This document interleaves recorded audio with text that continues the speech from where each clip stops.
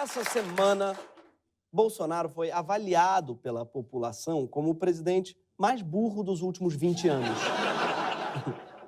E a resposta dele no Twitter foi contundente, com argumentos poderosos. Abre aspas, kkkkkkk.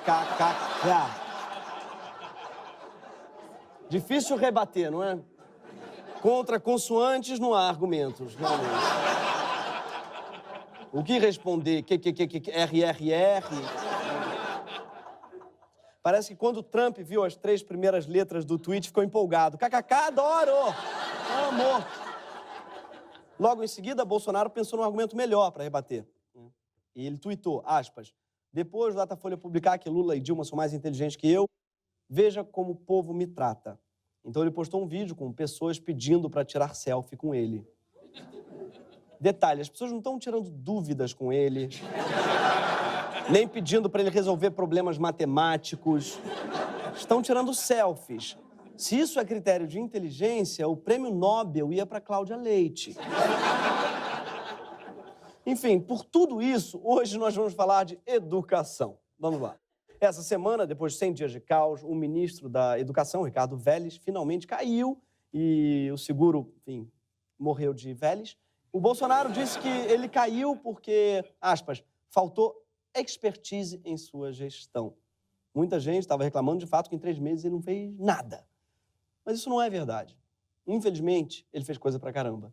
Não faltou capacidade de gestão ao ministro, não. Ele mudou o edital do livro didático, ele criou comissão para fazer filtro ideológico no Enem, ele pediu que professores filmassem alunos cantando o hino nacional, suspendeu a avaliação da alfabetização, depois recuou, provocou a exoneração de ao menos 20 nomes na pasta, o que já custou pelo menos R$170 mil de desperdício para os cofres públicos, cortou bolsas, disse que a universidade não é para todos, que brasileiro viajando é canibal, mentiu sobre o próprio currículo 22 vezes e, no último dia 15, assinou, junto com o Sérgio Moro, um protocolo de intenções criando o que o presidente chamou de Lava Jato da Educação para investigar possíveis desvios no ProUni e no Pronatec. Só que não tem nenhuma denúncia sólida que justifique uma operação investigativa desse tamanho. Então, é como se eu pedisse para investigarem o assédio que eu venho sofrendo da Rihanna. E o resultado é que o MEC hoje vive a pior crise da sua história. E olha que em 2009 o Enem quase foi cancelado por causa do vazamento do seu conteúdo, o que fez um aluno gravar um tocante vídeo de protesto. Vai tomar no cu, vai tomar no cu. O Enem foi cancelado e eu vou O problema é que o Enem de 2009 não foi cancelado, e sim adiado para 2 meses depois, que por acaso caiu no dia da última rodada do Campeonato Brasileiro, que por acaso foi a última vez em que o Flamengo foi campeão brasileiro. Ou ele perdeu o último dia ou perdeu a prova, um dos dois, mas enfim. O MEC hoje tem um desafio gigante, porque a nossa educação precisa melhorar e muito. Só para te dar uma ideia, 7 em cada 10 alunos terminam o ensino médio sem conseguir ler um texto simples, e metade das escolas do Brasil não tem rede de esgoto. Não dá nem para faltar aula falando que você está apertado. Professora, posso ir ao banheiro? Que banheiro? Depois da queda do Vélez, o Bolsonaro nomeou Abraham Weintraub para o ministério. E olha ele aqui reclamando que o americano, ao contrário do brasileiro, tem um puta mindset de business que ele leva para todos os aspectos da sua vida. Um americano num velório, ele vai ficar do lado, uma pena que ele morreu, uma pena que o John morreu, Qual o seu nome? My name is Jack Wilson. Oh, my name is Bill something. Ah, prazer. Ó, eu produzo isso. Eles trocam cartão no enterro e discutem negócio. Um brasileiro, no máximo, vai falar, poxa, a viúva tá inteira, né? Eu gostei que ele é sommelier de velório, vocês perceberam? Pratica o turismo fúnebre. Ah, velório bom é na Itália, nos Estados Unidos. Mas é o auge, pra mim, do complexo de vira-lata. O cara vai para os Estados Unidos e fica com inveja do velório deles. Fala assim, eu queria muito. E que pessoa é essa? Fala, a viúva tá inteira, né? Enfim, eu não sei onde é que o Bolsonaro vai catar esses caras, mas, na verdade, eu sei. Porque, assim como o Vélez, esse Abraham aí foi nomeado, foi indicado pelo astrólogo Olavo de Carvalho. E isso quer dizer que o Olavo ganhou mais uma vez uma disputa envolvendo 3 grupos políticos que querem hoje o controle do MEC. São os militares, os evangélicos e os olavetes. É tipo uma espécie de Game of Thrones, com a desvantagem que ninguém morre. Tá vendo? Não morre. Esses grupos, eles querem o controle do MEC por muitos motivos. O primeiro é que o Ministério representa o segundo maior orçamento do governo, com 116 bilhões de reais. Além disso, é uma parte estratégica, que é responsável por cerca de 100 mil escolas, 2 milhões de professores e 40 milhões de alunos, que é o equivalente à população de um país de 40 milhões de pessoas. Só que a verdadeira disputa atrapalhando a melhoria da educação pública no Brasil não é entre esses 3 grupos. É uma disputa entre ricos e pobres mesmo. E, desculpa aqui, eu vou citar um banqueiro chamado Karl Marx, é luta de classes. É preciso saber algumas coisas, viu? Primeiro, é preciso saber que a educação pública vem melhorando. Acreditem, sim, vocês ou não acreditem, porque em 92 havia 17% de analfabetos no Brasil. Em 2017, eram 7% no IDEB, que é um instrumento que mede a qualidade da educação numa escala de 1 a 10. A nota fundamental, por exemplo, saltou de 3,6 em 2005 para 5,5 em 2017. Não é bom, mas pelo menos é acima da média, tipo espoleto, né? É bom, mas é melhor do que um fast food geral. Muita gente diz, não, mas antes era melhor, porque minha professora era muito boa, tinha coxinha na cantina, a escola era tranquila, eu sabia todos os nomes dos afluentes do Amazonas. Mas, para início de conversa, para que decorar essas coisas? Daqui a 5 anos não vai ter afluente do Amazonas. Mas, falando sério, antes, até a escola pública era para uma elite. E é isso que as pessoas não percebem, porque antes estudar era um privilégio. A escola não tinha vaga para todo mundo e as crianças pobres tinham que passar o dia todo trabalhando. Como mostram os números, antes era muito pior. Quem quiser conhecer mais, pode pesquisar um documentário ótimo que fizeram chamado A Escolinha do Professor Raimundo.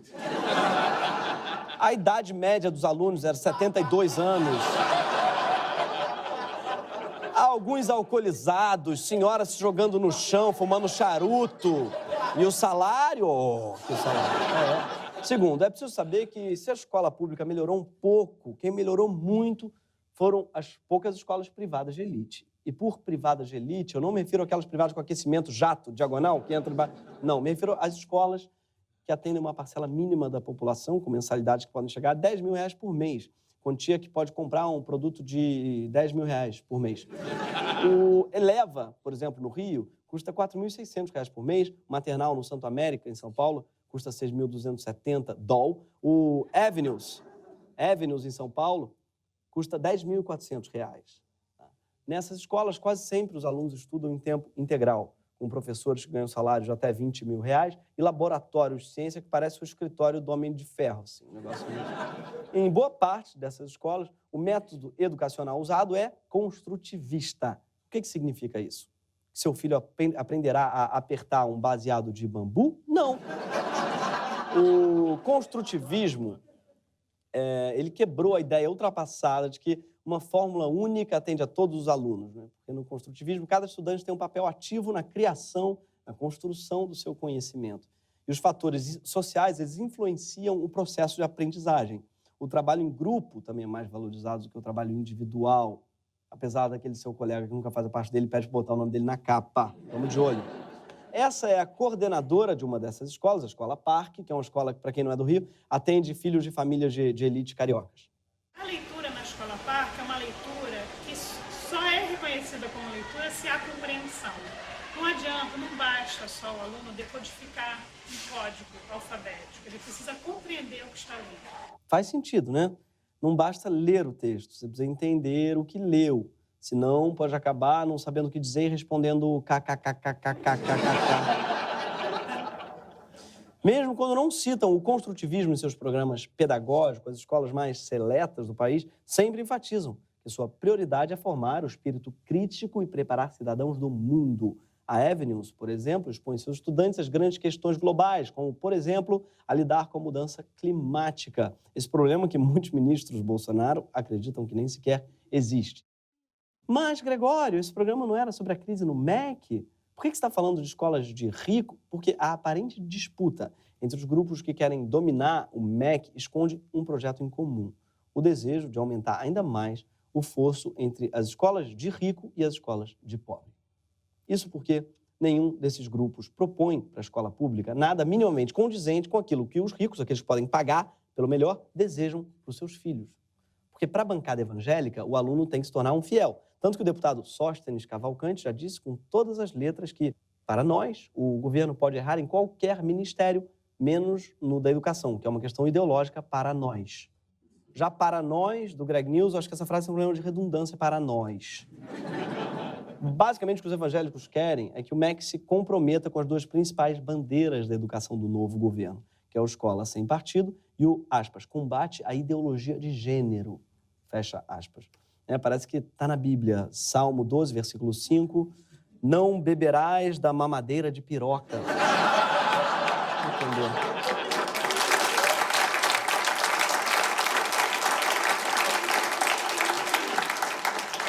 A obsessão da bancada evangélica com o controle das escolas é mais do que natural. Afinal, ele já tem seu próprio jornal, suas estações de rádio, seu canal de televisão, seu partido político, suas novelas, seus 10 Mandamentos, seus mutantes, tem até seu próprio Mickey, que é o esmilinguido. Para quem não conhece, é uma formiga gospel que, por alguma razão, usa botas e crê em Cristo. Mas só que os alunos evangélicos, eles também frequentam a escola pública. E lá pode ser que eles acabem aprendendo alguma coisa diferente daquilo que o pastor diz. Alguma ideia maluca, tipo que o homem veio do macaco, ou que Jonas não conseguiria ter vivido 3 dias dentro de uma baleia. Não? Como é que está lá na Bíblia? Não à toa, uma das principais bandeiras da bancada evangélica para a educação é o ensino domiciliar. Assim, os pais que desejarem manter seus filhos longe de qualquer referência que não esteja de acordo com os ensinamentos da igreja, poderão fazer isso. É a autorização estatal para o obscurantismo. Afinal de contas, a pessoa pode ensinar o que ela quiser na casa dela, né? Sabe quem? Castro Alves, o Machado de Assis. Essa não é minha, essa é de Queiroz. Sabe quem estudou em casa, aliás? Os irmãos da banda Hanson. Sim. É verdade, estudaram em casa, fizeram educação domiciliar e é talvez por isso que na hora de falar inglês saem coisas como não espantaria se a gente descobrisse que por aqui o Ed Mota também estudou em casa. Estamos de olho.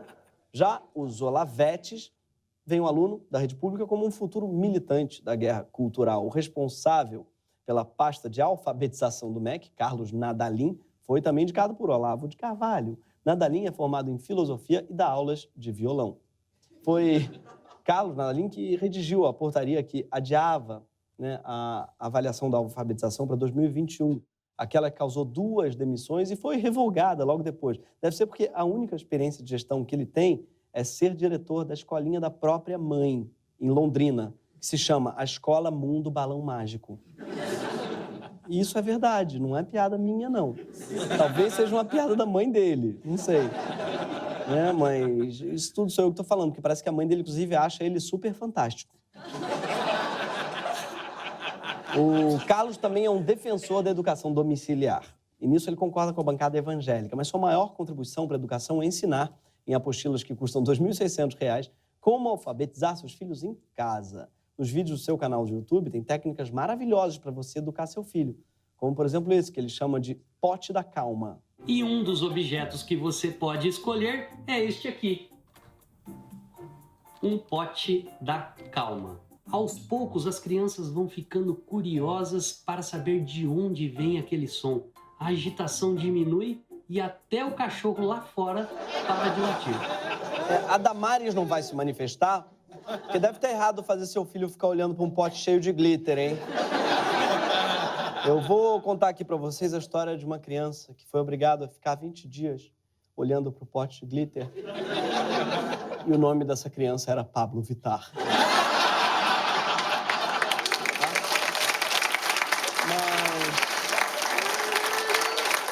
A principal bandeira de Carlos é criticar o educador brasileiro Paulo Freire. Freire, para quem não sabe, é mais conhecido por ser quase uma unanimidade na academia, além do autor do único livro brasileiro que entrou na lista das 100 obras mais utilizadas pela Universidade de Língua Inglesa. Ele é estudado em universidades dos Estados Unidos, homenageado com escultura na Suécia, é nome de um centro de estudos na Finlândia, além de ser autor do terceiro livro mais citado em trabalhos acadêmicos na área de humanidades em todo o mundo. Enquanto isso, parece que a academia que mais cita o Olavo de Carvalho é a Bodytech da Barra.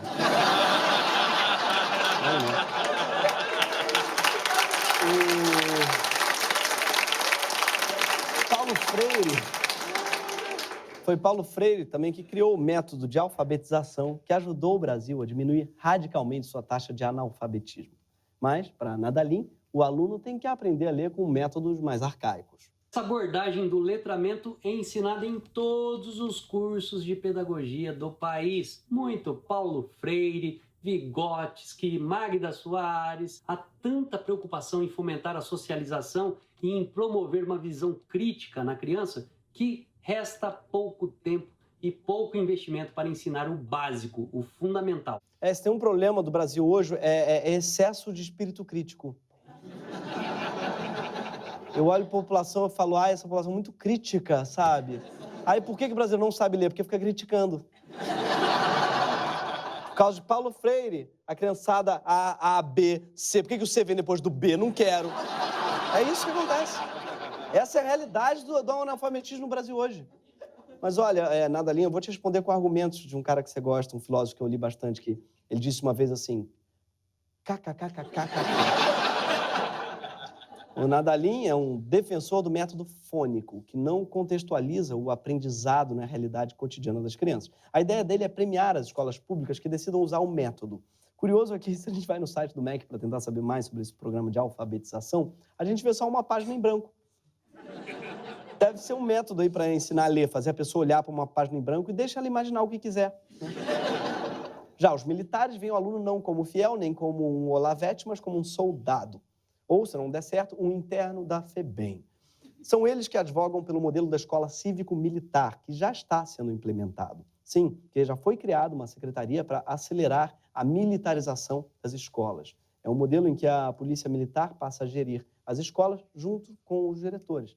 Para explicar como isso funcionaria, o Vélez deu um argumento ótimo. Disse que foi a mesma coisa que o Pablo Escobar fez na Colômbia. Engraçado, né? Quando o nosso modelo de educação é a escola do Pablo Escobar, eu acho que a gente não está muito bem, não. Engraçado, eu vi Narcos, não tinha essa parte, né? O Padilha pulou. Ficou faltando a escola dele, eu ia curtir ter visto. Mas tudo bem também, enfim, não dá para contar tudo. O resultado é que a gente já tem, né, uma escola pública com PM patrulhando o recreio. E mesmo quando os militares não estão no comando, eles sempre podem ser acionados pela diretoria. Semana passada, por exemplo, uma estudante de 17 anos foi empurrada por um policial com um cano de uma arma durante um protesto em sua escola.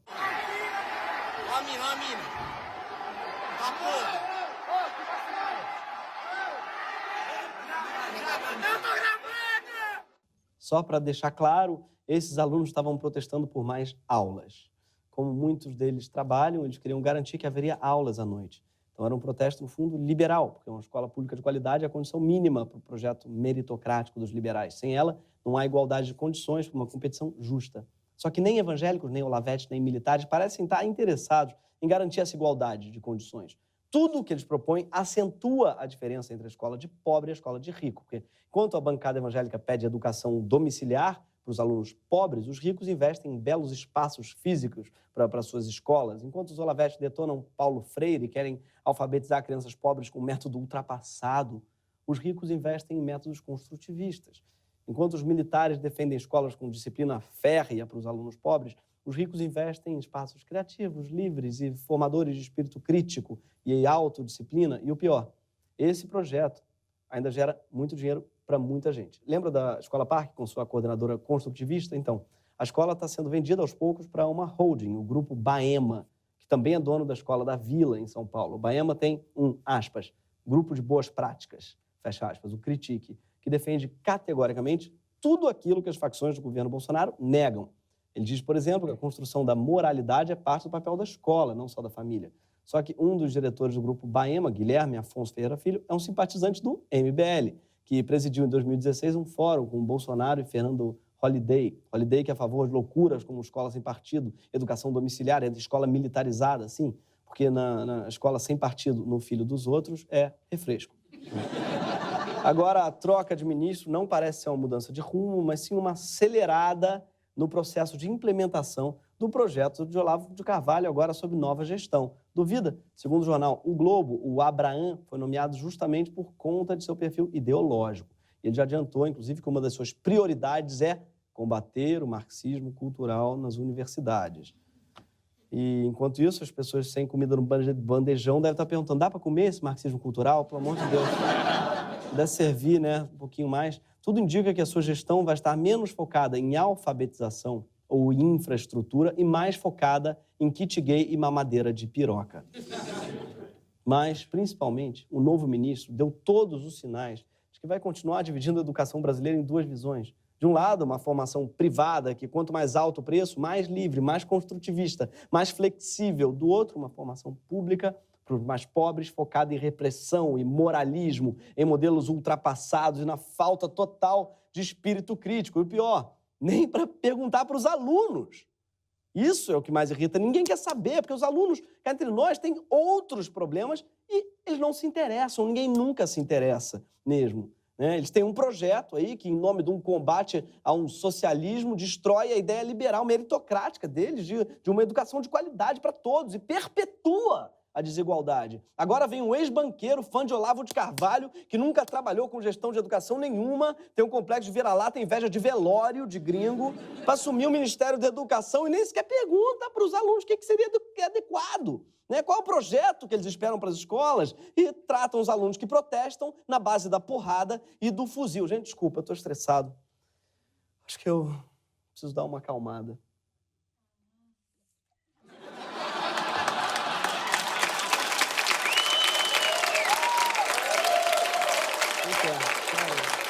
Gente, esse foi mais um Greg News, tá? Toda sexta-feira, às 23 horas, tá? Na HBO. Dá pra beber isso aqui, não? Boa noite a todos, gente.